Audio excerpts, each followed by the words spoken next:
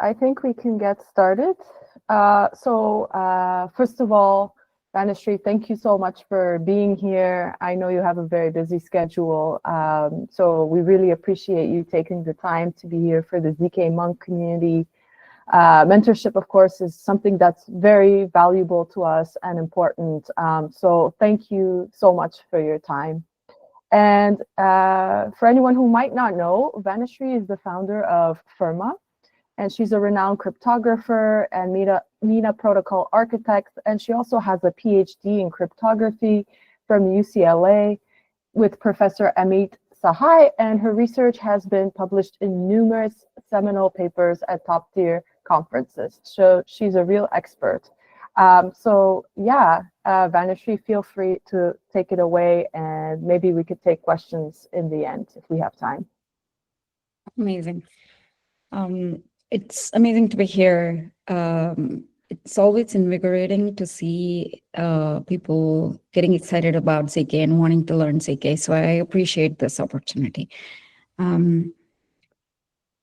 Cool. So we can have this as conversational as people want, and the goal is for me to get a chance to add value, right? So it depends on what you all want to learn more about and less about. So please raise hand, and I will not go into the presentation mode. I'll just go this way so that I can track if there are any questions. Cool. Right. Actually, let me also thanks, Anne, for the introduction. Let me also quickly say a little bit more about myself and about what we are doing, and then we can get right into the presentation. Like Anne said, my background is in cryptography. I got into crypto the traditional way of learning and contributing to cryptography, which is the underpinning technology of crypto, right?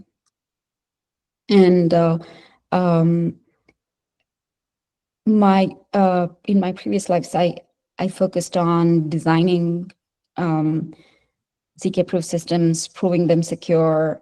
It was a lot of math-intensive work. And Amit Sahai that you mentioned, he was my advisor, and he has done some foundational work. For example, he introduced the notion of security for ZK. He gave us the framework for what it means for a proof system to be secure. And he did some very, very foundational work. So it was amazing to work with him.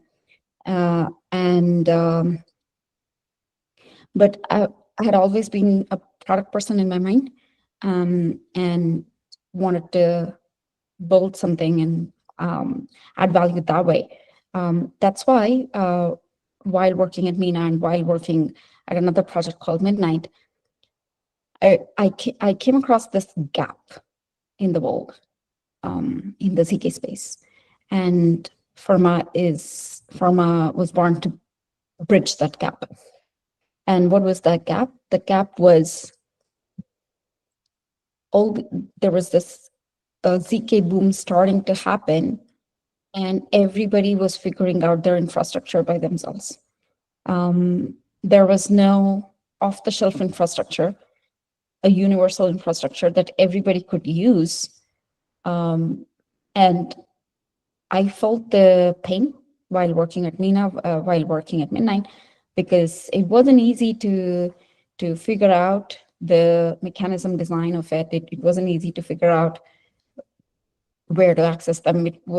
The whole infrastructure pain was clear. So we went and built this one-stop layer for infrastructure for ZK. Any proof system, any chain, any app that needs proof, you just send a proof request, and Firma is the universal proof generation layer, and it generates proof for you. So that's what we built. And to tell you a little bit more about where we are in testnet phase 3. This probably is the last phase as far as the institutional supply partners are concerned. On the demand side, we have these customers, ZK Sync, which is one of the largest producers of zero-knowledge proofs. They are one of our customers. Scroll is another one of our customers. And we have a bunch of other customers. So they want proofs to be very, their proofs are really heavy. I'm saying all this because this is also an information in zk. Proving isn't easy. Proving is it tends to be very heavy. That's why we can't have like little phones or laptops that are generating proofs on the supply side. We are a marketplace. There is demand, there is supply, like Uber. On the supply side, we have these heavy machines, mostly 4090s, A100s. So that's where we are, and Pharma is very exciting, and we're very happy to be on this path. And yeah, let's get right into the discussion. I don't know how much of depth you may already have with zk. So feel free to stop. Feel free to ask me to pace up and go to the next slides, which I'm happy to do, and go deeper. But let's start at a very high level. Let's start with some intuition, just to set the stage. So what is zk? Let's start from the notion of encryption, right? Encryption we all understand, and encryption is this cryptographic tool. It helps us to do something, right? It's a cryptographic tool. It helps us to achieve a function and achieve a security. Every time you think about cryptography, a tool in cryptography, you should always think about what's the functionality and what's the security. It always comes with these two things. So similarly we all know encryption. What's the functionality for encryption? You send a message from one party to another party. What's the security? Nobody else gets to another message, right? That's encryption's functionality and security. Now, what is zk? What is its functionality? What is its security? Its functionality is that, let's say you're a prover, now I'm a verifier. There are two parties, somebody proves, somebody verifies. And the prover, the functionality is that the prover can convince the verifier of some true facts. That's the functionality. You can do this. This is the functionality. It happens. What is the security? What are the bad things that cannot happen? The bad things that cannot happen is, no matter how strong you are as a prover, you cannot convince me of a wrong statement. You can only convince me of right statements. You cannot convince me of a wrong statement. Let's say there is a Sudoku puzzle with no answer at all. You cannot convince me that, hey, I have an answer, it actually works, but I'm not going to reveal the answer, but it actually works. If you send me a proof for that statement, I will never verify. That's the security property of zk. So that's the right way to understand zk. What is its functionality? What is its security? If you look at traditional papers, the way they explain is zk has three properties. One is completeness, which is that it's actually the functionality that you can indeed convince me. That's the functionality part. I'm saying this just so when you're reading papers, you know how to map what we just discussed to what they're saying. The functionality is the completeness. There are two security properties. One is that you cannot convince me of a wrong statement. And then there is this additional privacy security property, which is that, like in the example that we had, you have a Sudoku puzzle, you know a solution, I don't know the solution. You want to convince me that you know the solution without revealing the solution to me. How can you do that with zk? You don't have to reveal the solution, but if you have the solution, you can create a proof that does not reveal the solution, but I can, just by looking at the proof, I can get convinced that you do have a solution and I don't know that solution, right? There's this privacy property. where you're able to selectively hide the reason why your statement is true. So this is, so let me summarize. We understood what zk is from the perspective of functionality and the two security properties. So zk, let's really zoom out and understand where we are in this evolution of zk. zk started decades ago, and when it quick anecdote is that the folks who invented two of the folks who invented zk, they were one of them was an advisor of my advisor. Shafi Goldwasser was my advisor's advisor, and Amit, I think, also had Silvio Micali on his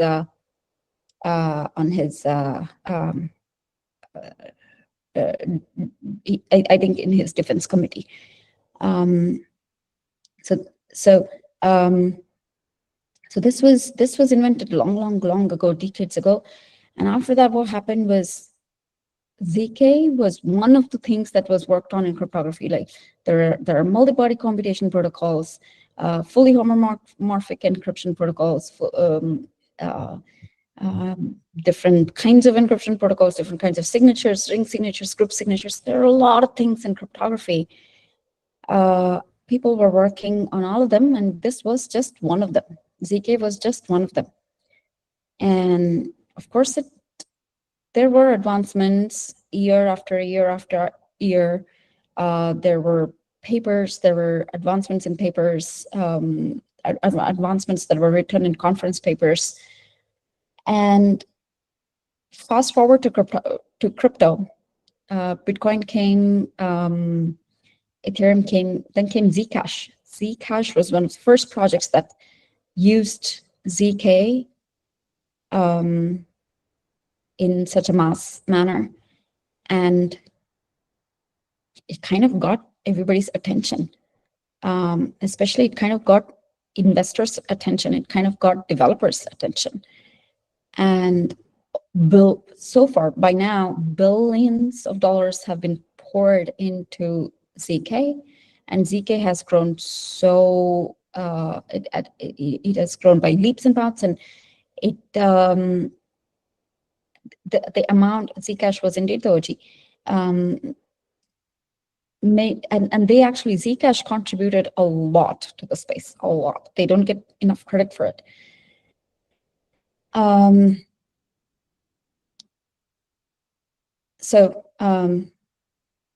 Where we are right now is after these billions of dollars poured in, there was so much of brain power dedicated to zk these days. zk has taken sort of a center stage as far as cryptography is concerned in crypto.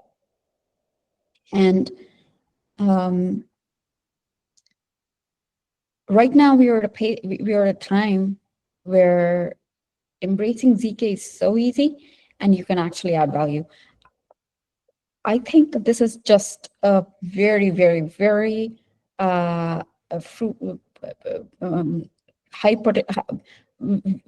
potentially. This, if you get into zk now, it's a very fruitful endeavor. Why? Because you have a lot of tools. It's not like, it's not the Zcash time. Zcash time, they had to figure it all out. Now you have a lot of tools, a lot of advancements. Embracing zk is so easy. And we as an industry have learned a lot about where zk is useful. And let's kind of double click on why it is important, why zk is important right now. So we talked about how so much money is poured into zk, and zk has advanced. But why did people pour into zk? Why didn't people pour that kind of money into fully homomorphic encryption, for example? Why didn't people pour this into some esoteric other cryptography protocols like I don't know, ring signatures, group signatures, some indistinguishability obfuscation. That was another cool aspect that cryptographers worked on, but it never saw the day. zk did. zk of all cryptographic tools did. Why? Because it's so applicable, especially in our industry. It's so applicable. What zk brings is this trustless integrity proof, right? Where you don't have to trust anybody, and they can do some work, and they can convince you that they did some work. That they can convince you that they did some work, but where there are actually two areas. Let's divide our whole. Let's divide the use cases into two parts, right? One part where the privacy part, the privacy aspect of zk is useful. The other part where the integrity, the easy integrity verification part is useful. The part where zero knowledge part of zk is useful is the part it's useful in our industry. But let's first talk about the other part where easy integrity verification is useful. That's exactly what is getting used in zk rollups, zk bridges, etc. So what is happening is when we said I can verify, right? You did some proof, and I can verify. I, as a verifier, I don't have to put a lot of effort in verifying, right? That's the succinctness property of zero knowledge proofs. I don't have to put a lot of time and energy into verifying. Even if you, let's say you have terabytes of data and you want to prove something about that data, you do all the work processing the terabytes of data, and you create a proof. And that proof is still very, very, very little, and it doesn't depend on the size of how much work you did. It's still that consistent small size. You have zk proofs like that. There are other kinds of zk proofs, but these are the popular ones. This is a popular property. And there's a succinctness property with which I can verify, right? There's this property. There's a category. There is category number 1 of use cases that use this property of zero knowledge proofs. And they are like zk rollups, zk bridges,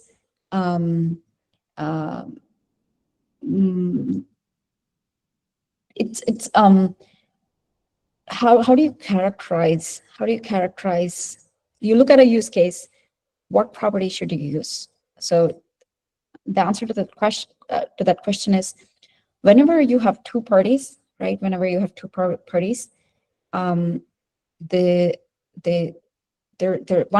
party does the work, the other party needs to verify that work, but they don't trust each other. Whenever something like this happens, zk is a great tool.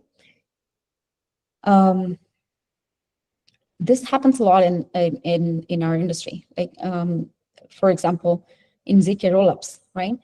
There is this rollup sequencer that is that is rollup infrastructure that is taking a lot of transactions, bundling them into one single piece, and then putting that on the base layer.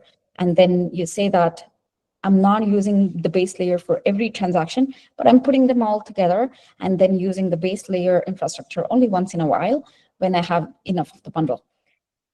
And here, there is someone who is bundling the transaction, who is sequencing them correctly, who is making sure that there are certain rules in that roll-up network that are met.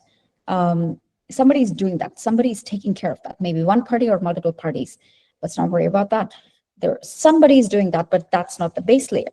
So the base layer has no reason to trust whatever these other parties are doing in the roll-up scenario. So what do?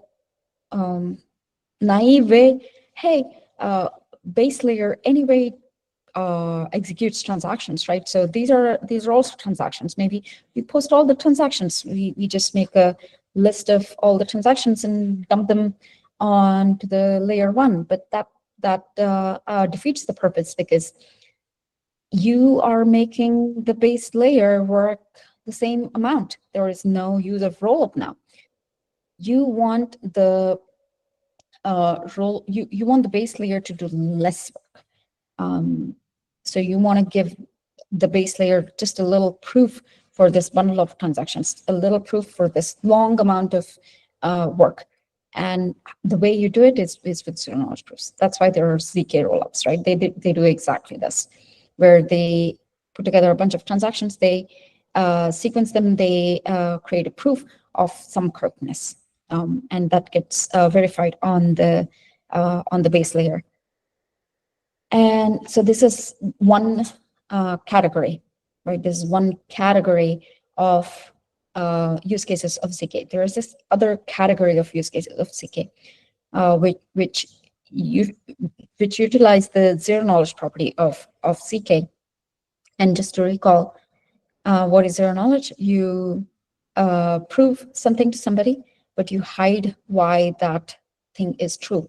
At least some information about why it's true, you can hide. And that is the zero-knowledge property, where by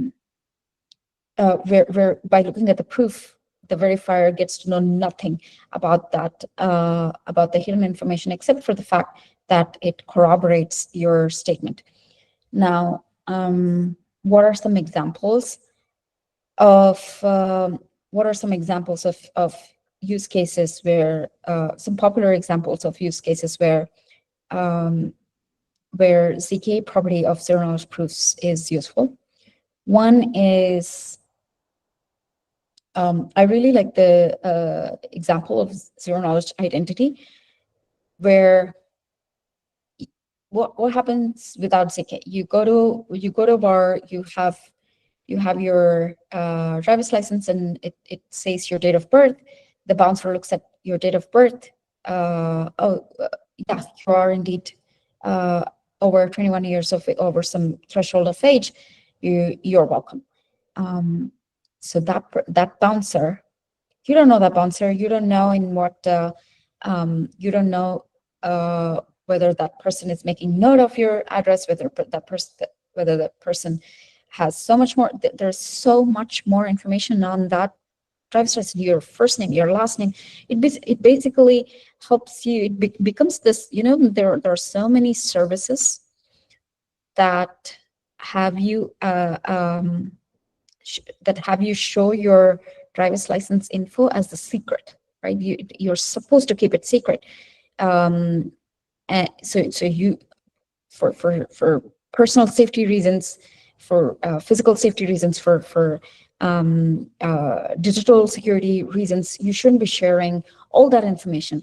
And it's a sorry state that we are having to just flash our entire ID information to anybody who wants a little bit of information. All they want to know is whether you're above the age limit to go and have a drink. Now, how can zk help? zk can help by using the zk property of zero-knowledge proofs. What you can do is you can hide your address, your exact date of birth, your first name, your last name, your the exact signature from the authority who issued that identity card to you. All of that can be hidden, and the only fact is that you can prove this statement. This authority has certified on something, and that something shows that I'm above 21 years of age. There is that sentence, doesn't reveal anything more than what is needed, and you can send a proof. You can send a proof to that person. And one of the amazing projects that are working on this is World Chain, where they are using some sort of identity. There is a notion of identity, and you can actually add other notions of identity, age and other aspects of identity. And there's this one, you can think about one single notion of identity, and you can prove various things about your identity in different situations. So that's an example. There are a few other projects, zk email, etc., that are using zk property of zero knowledge proofs. There are two amazing protocols which are in the space, Aztec and Labyrinth. They are introducing privacy to. They're introducing privacy to the space, and they're coming at it from different angles. But I really like these two projects, and they're very strong teams. So yeah, I think this is just to zoom out and quickly summarize here. We understood what zk is, and we understood why it's important and how it is important in today's time in crypto.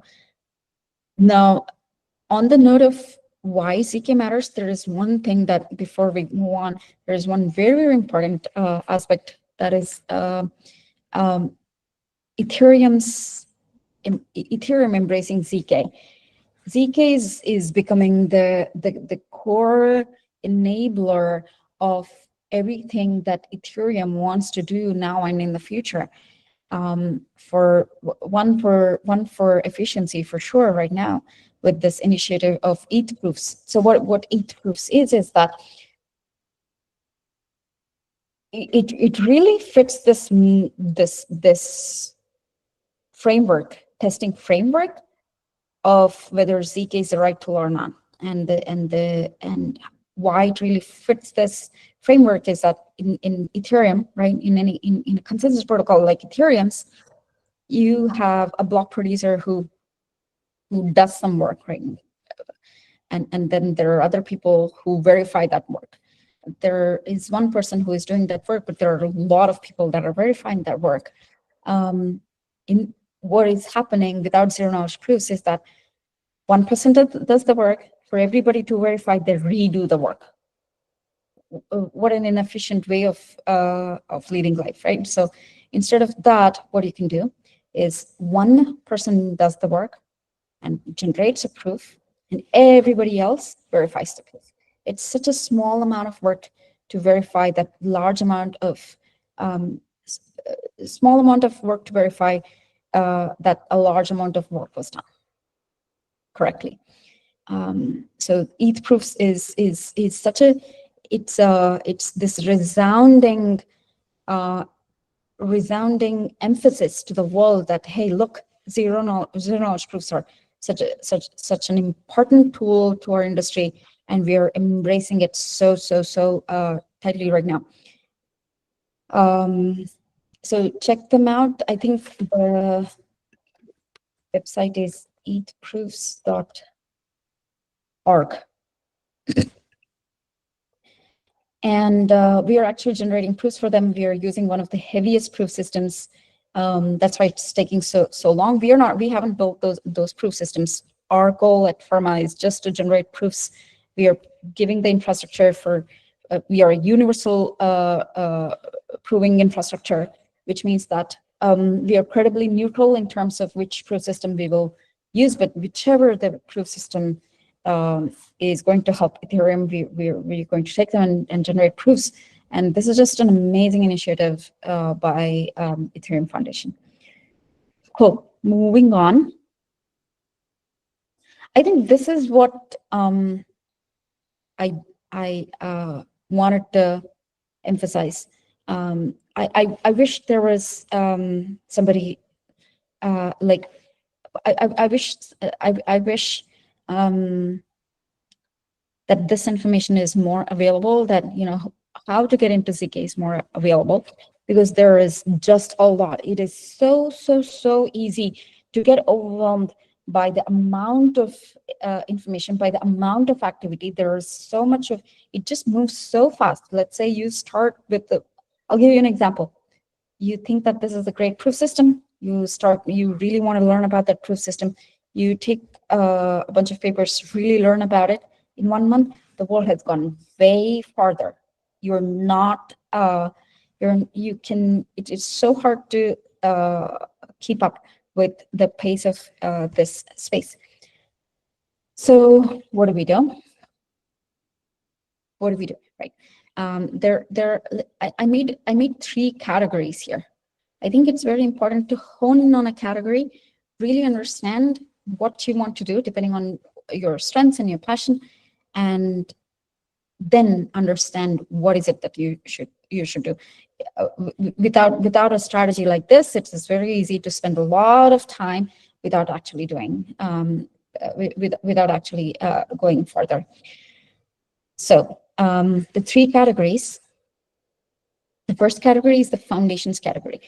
Think of these as layers. Foundations category is where you have these algorithms, the proof systems. You can think about the work of optimizing these proof systems. You can think about the work of proving these proof systems secure. You can think about, okay, these are the current proof systems. How do I make them faster, make them cheaper? How do I squeeze out maybe time in some algorithm? How do I reduce the amount of reduce the amount of work done by the verifier? There's so much of work that can be done on the foundations layer, and this is an active area. Many people are working on this area, and things are moving at the pace of something significant on a daily basis. So that's foundations. You should pick that if you're mathematically bent, and if algorithms speak to you, if you like reading papers, if you have a sense of what is secure, what is not secure, if you like cryptography in general. This is a great direction. This is how I personally got into crypto. This was my entry point into crypto. The second one is infrastructure, and this is where I currently live. So what are the kinds of infrastructure you can build in ZK? For infrastructure, you don't need to know the entire depths of ZK. You don't need to know exactly how this proof system works. You don't need to know how given 2 proof systems, what exactly are the different algorithms, specific algorithms that are used to make it work. You don't need to know all that. But you do need to have a good understanding of ZK. You need to have a good understanding of the space. You need to have a good understanding of demand in the space. You need to have an intuition on where the space is going to see what you want to build. So a few things that are getting built that are useful are, one is, of course, proof market. Anybody who has embraced ZK needs to generate proofs. It's hard to generate proofs on your own. You have to spin up an entire infrastructure network, and you have to figure out the mechanism. You have to run it. You have to maintain it. You have to deploy it, etc. It's not that easy. Instead, you have proof markets. And the second one is one you can do is, there are existing proof markets, but you can get in by helping these proof markets do some integrations. Firma has this universal proof market, and we are integrating a lot of proof systems, a lot of applications, and there is integration work. This is a peripheral work, but still useful. You'll understand the space. You'll understand. You're at this intersection of applications. You're at this intersection of algorithms and infrastructure on the other side. You're at this intersecting area, and great chance and low risk way of getting to know the space. The third example here is rollups, ZK rollups specifically, and rollups as a service. These are things that people have built, people are still building. That's another bunch of categories. And then the third one is, I think, a more exciting one, where you can think about applications. Now is probably a good time to think about applications where you have algorithms, you have infrastructure. We now need applications. So like I was mentioning, there are two categories of applications. One is that uses the succinct integrity verification of zero knowledge proofs, and the other one is that that uses the privacy aspect of zero knowledge proofs. So we got a problem here, which is that zkVMs, you would have heard zkVMs, that's part of foundations. People have built zkVMs, and what zkVMs do is it makes you adopt adopt zero knowledge proofs tech easily, but they typically don't come with the zero knowledge property. They haven't designed or most of them haven't designed or implemented zero knowledge property within their zkVMs. So you basically use these zkVMs for the first category, which is the user, which is the succinct integrity verification property. So it is very, in this time and age, you could still work with applications where privacy is a concern. And for that, there is CIRCOM, there is Noir, and there are these tools that you can use, but they're less. Their UX is a little bit less. There are better toolkits that are coming to make using these things easier. These circuit builders easier. So still. The world still, you haven't hit it in there. There is still some possibility that you can build applications where privacy is important with zk, but you can think about other categories like user integrity, where you want to prove. So there is an application, there's a user who does something. The user shouldn't be sharing some information. There is a little bit of work that they're doing, but let's say you don't want to know the entirety. Sorry, let's say you want to have a proof. You can have that proof verification. There is a little bit of there is privacy aspect here, but it is very hard to think about applications where you're going to use the integrity, the succinct integrity verification property. It typically is used at the infrastructure level, at the apps level. Most of the applications that I can think of are using zero knowledge property, where you use zero knowledge at the user level, and you have the zk property getting used, and you have integrity while having privacy of some data. But this is the world right now. That's like an open question. One thing that you can do is you can take all these zkVMs and see how you can add zero knowledge property. Apparently, it actually should be very, very easy to add zero knowledge property, given when you're designing something, when you're building a zero knowledge proof system. A lot of work is in achieving succinct integrity verification property. Only a little bit of work is needed to add zero knowledge property. So you can take that as an open problem, look at some popular zkVMs and add zero knowledge property. That's one call to action, probably. That's another way to get involved. And also to mention, here are a few entry points, depending on what you want to do. Professor Dan Bonet from Stanford, he speaks so eloquently. He speaks, his information is at such an intuitive level. He has some MOOCs. He has some on Coursera on cryptography, and I think any material where he's talking and it's about zero knowledge proofs or about cryptography, they are golden. So I would highly recommend, if you're at an entry level where you're deciding where to how to get in, whichever direction you're going to go, I highly recommend you get those basics in place. and Dan Bunny's courses are probably a great starting point. And I did a bunch of videos with House of ZK. House of ZK is phenomenal. They are shipping content so well. I did a bunch of videos with them where I talked about intuition of ZK. There is no math. There is no.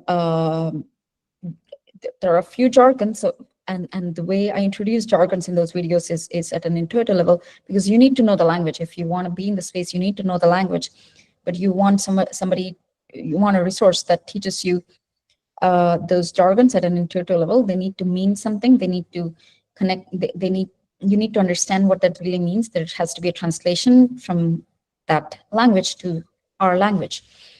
So you're welcome to watch those videos. They should be on House of ZK's Twitter. I think they have posted it on their Twitter account. It should also be on my account. And then there are hackathons. These are a great way to, I would highly recommend, depending on, even if you just want to build at the foundation level, even if you just want to focus at the infrastructure level, I think hackathons are a great way to understand where people are going, where is the mass going, what are the pains of people who are building something. This is such a great way to understand it, and you really understand a lot better by doing things. There are a lot of hackathons happening, and one we are potentially planning is one in Q1 next year, but there's still a lot happening. So please look for hackathons and participate in hackathons. If you want to get into ZK, it's such a heavy space. There is a lot of advancements. It's not a stagnant one. It's not a boring one for sure. So you do need to keep up with it, to keep it, to make sure that what you're doing is exciting. You need to bring in the passion, and I think these are the ingredients that'll help you. These are some sources of resources that can help you get into ZK. Let me see. I think that is pretty much the overview information I had, and let me see. Yeah, you guys have some questions, it seems. Let's see. Go ahead, please. Can I go? Yep, go ahead, please. Yeah, hi, Vanishree. So this might be a little bit of a crazy question, but I wanted to pick on something you mentioned both at the beginning and when you were talking about slide 5, and you're talking about the intuition behind security.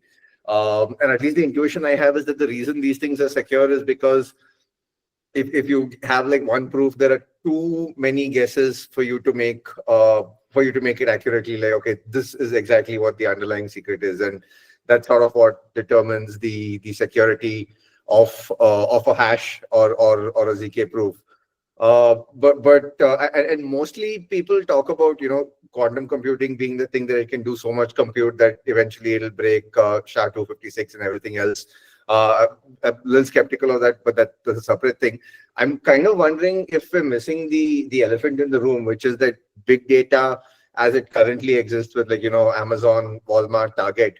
And they do a lot of data analytics to find out very specific things about people. And I think there was like 10 years ago, there was that thing that they found out a girl was pregnant before her father knew and did something. And that was 2013. And in fact, the Zcash founder even mentions this in one of his DevCon talks. And you can only imagine it's gotten better since then. So is it something to worry about if they turn all that sort of analytics firepower not onto the cryptography itself, but onto the various encryption schemes, because that's like a smaller number of things to sort of figure out? And could that in some way compromise like the actual security of ZK? Let me see if I got the question. So what you're saying, I think, is there's this huge amount of information that lies with everybody, that because we have shared all this information with everybody, all these big organizations. Can we use zk there to add protection? Is that the question? No, it's the other way around. Right now, I sort of think of like compute and cryptography almost as offense and defense, if you will. Like compute can figure out a lot of things about you, and cryptography is what keeps it secret. So right now, all the compute that the big organizations are using based on the data about you, that they're figuring out things about you that they should ideally not otherwise know, and they're doing it because of the computer. Crypto keeps it secret because it makes it harder to guess what the underlying thing is when you have like a secret crypto thing. But if they turn that firepower not to the crypto outputs per se, but like what are the various like the various hashing algorithms, so to speak. So if they turn it on Firma or on one of the users of Firma and saying, based on everything else we know about them, this is probably the encryption scheme that we're using, and then use that information to sort of crack all the other downstream information from there. Is that a real threat, or no? Am I misunderstanding something? So I think, but you're getting it. This is such a good question. You're getting at the system level security. You're saying here is, so you had a question, the specific question about how this threat can happen. That is not possible. But what you said earlier, which is, can there be a bigger threat that zk itself cannot secure, because you have all this information that you have shared with these big institutions? Maybe they can still get information even if you use zk, even if you use encryption, which is true. This is system level security. This is why the world should, you're building a product.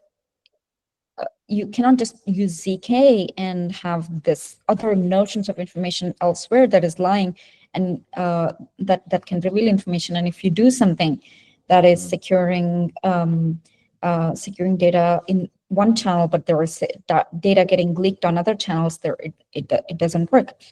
You're right in saying that. And I think, what is the solution? The solution is that you got to think at a system level. This is why a clear view of the world is important. And for example,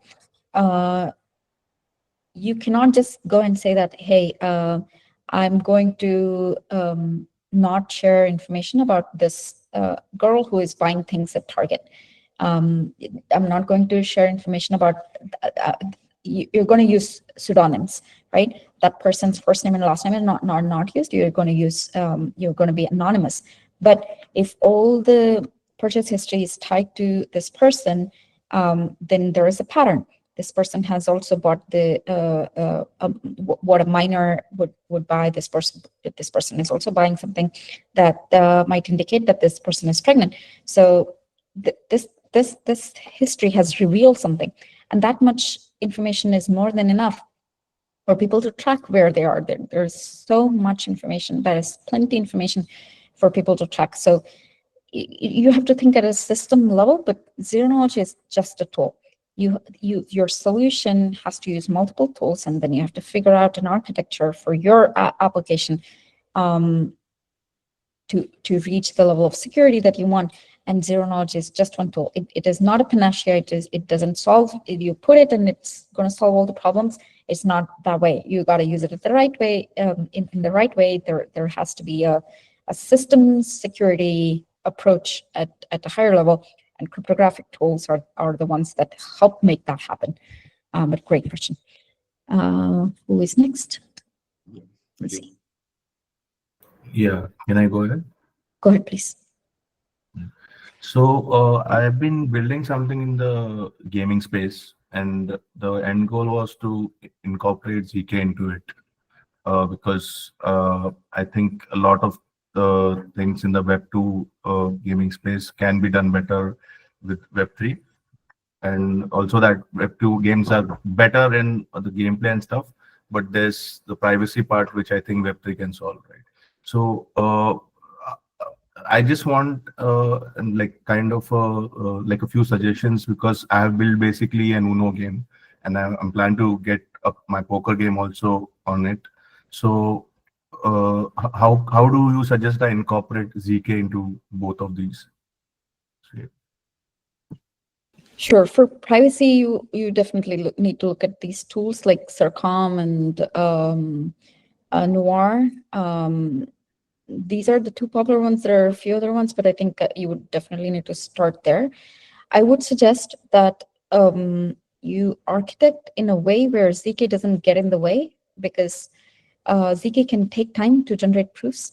You want things to be in a way where you can send the proof a little bit later. You're sending messages, things are happening. It's optimistic in the sense that you let's say I send you a message in the game. You believe that it is correctly done, and then I'll send you a proof. I'll take my time to generate proof because it actually takes time. And then you verify, and then you say that, okay, yes, she did speak correctly. But if the proof doesn't verify, then you roll back, and you have these rollback mechanisms. But these are the two suggestions I would say are good to keep in mind. Thank you, Vanishree. Okay, can I go? Go ahead, please. All right. My question is, what part of cryptography is zero knowledge proof, and what industry need zero knowledge proof very, very critically? I don't know if I caught the question correctly. Can you, Okay, my question is just two questions. What part of cryptography is zero knowledge proofs, and what industry need zero knowledge proof the most? I would say crypto, because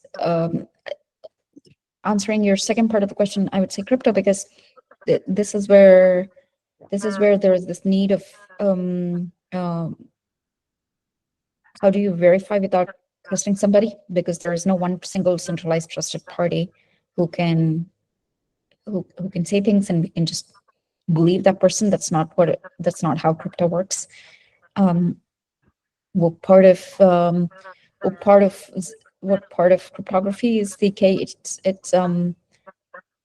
I'm not 100% sure how to answer this question, but I would say that this is one of the more advanced cryptography tools than the more basic ones, which are signatures and encryption.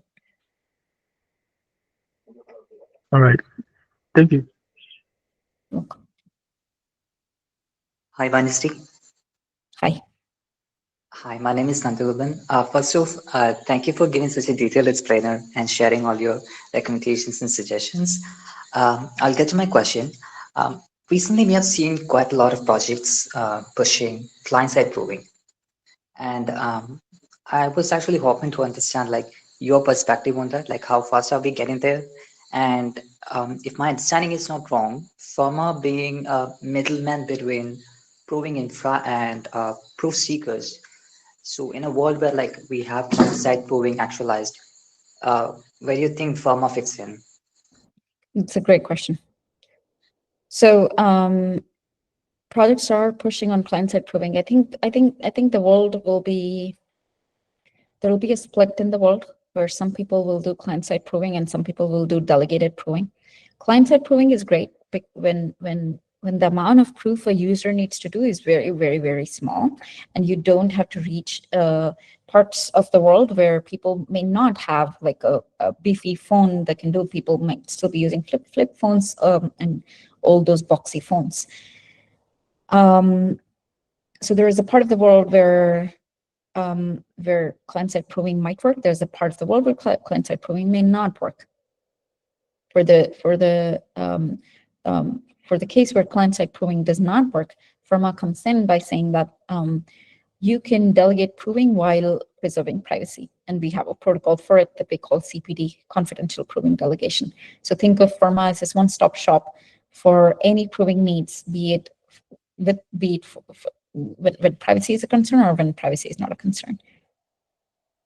Great question. Thank you. All right. So Thank you, guys, and thank you, Vanishree, for this great presentation. We are at the top of the hour.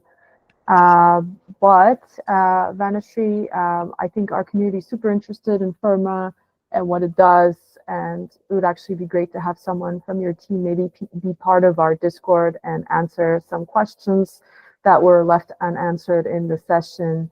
That would be really great. But yeah, thank you so much. Thank you all. This was fun. All right, guys, we'll see you tomorrow for another session. Thanks so much to everyone who joined today. And thanks again, Vanishree.